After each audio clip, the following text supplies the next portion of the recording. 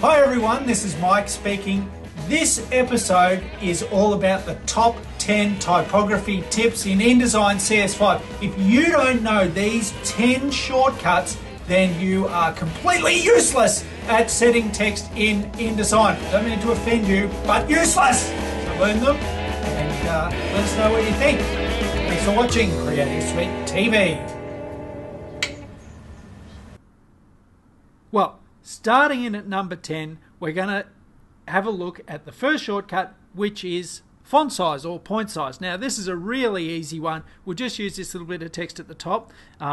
Command, Shift or Control, Shift, comma, and full stop. So, comma to make it smaller, full stop to make it bigger. What do you think about that, everyone? And here's the super tip. If you want to make it go in larger increments, Command, Shift, and Option or Alt will make it jump in much bigger point sizes. So if you switch over and you're having a look at the point size up here, we'll zoom in so you can have a look. Command, Shift, less than is taking down 2 points at a time. Comma, 2 points at a time. Full stop, bigger. And the way I remember this, greater than and less than symbols, bigger and smaller, makes the font size bigger. That goes in 2 points at a time. You can certainly, we'll just zoom back out there, you can certainly change that increment under units and increments right here in the preferences. So Command K, and then get in here and you can change that increment. Matter of fact, you can change a few increments. Size leading. So I can do that at 1 point in a time. Baseline shift, I can do that at 1 point in a time. And when we get on to our next, coming in at number 9, our next shortcut, which is kerning and tracking, is set to 20/1000th of an M. I'm going to change that to 1 and I'll show you why with my next shortcut. Kerning and tracking are two different things. Tracking being the overall space, and we just do Alt or Option, right arrow, left arrow to change the tracking. Okay, now you want to change the space in between individual letters like the P and the A. Hold down the Alt key, just put the cursor in between and you can tab that back. Now as I'm doing that, because I changed my option there, I'm going 1, you can see at the top of the screen there, I'm going 1/1000th of an M at a time, which is really not very much, and you can expand that out by doing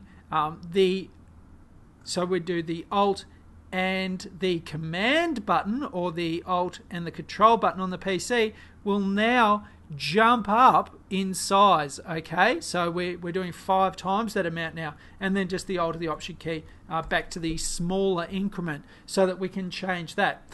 Exactly the same shortcuts for tracking, except we select a bunch of text that way, and using the left and right arrows on the keyboard with the Alt or the Option key.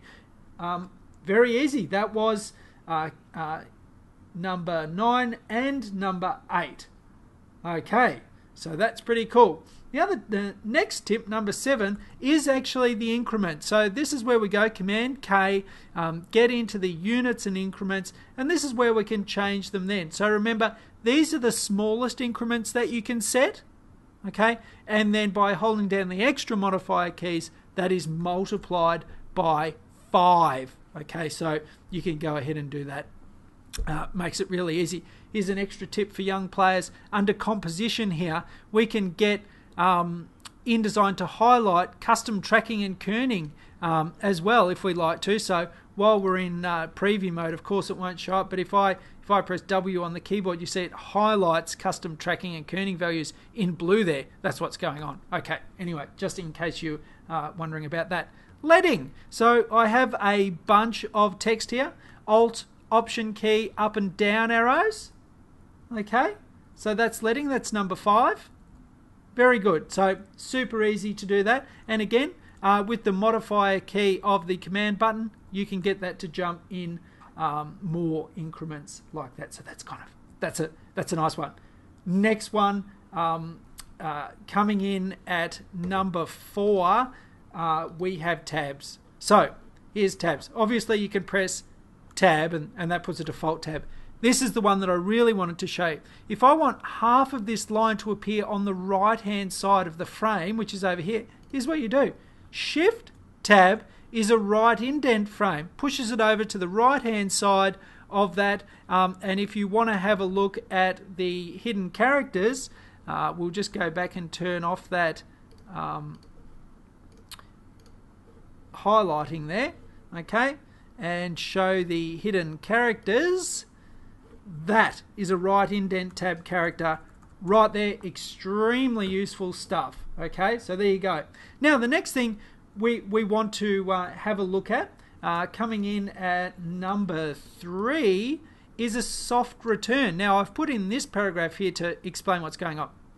This paragraph, if I select it, has been formatted with a space after, so that every paragraph that I create, so I just put one in here, boom, hit return, it gets a space after. If I want to put a line break in but not have that space after, we use Shift Return, and then it's kind of a paragraph within a paragraph. It's not really a proper paragraph, and it's indicated with this sideways L. So that's the soft return. Okay, coming in at number 2, I think, is the alignment. So this is super easy. Command Shift R for right, Command Shift L for left, and if we've got text like this, Command Shift J for justify. So Command Shift F for force justify. So L R, I think just left is fine in this. So that's all of the alignment. Okay, super cool. Here's another one that if I want to create a baseline shift, okay, so I can select some a little bit of text and hold down Command Option or Control Option. Hang on, here we go. Command Option Shift Control Alt Shift all at once. I can push this up and down, or if I let go of the Command or Control button, I can do it in smaller increments. So that's a baseline shift of individual characters. There we go. So baseline shift, we're going to call that number 9. That was number 9. And coming in at number 10, one of the most useful things is the indent to here functionality. So what we can do, let's say we've got this paragraph here and I put a couple of spaces in. I just want to indent the rest of this paragraph to that point. It is Command or Control / is the indent to here character. So you can put a cursor anywhere within the text and hit Command or Control / is the indent to here character. So there are a ton of different shortcuts. They're super quick ones, certainly ones that I would insist you need to learn if you need to set things properly. Now, no paragraph style shortcuts at there. That's for a later episode of Creative Suite TV. Let's do a whole one on paragraph and character styles at some point. If you like that, let me know. Thanks again for tuning in to Creative Suite TV. Have a sensational day.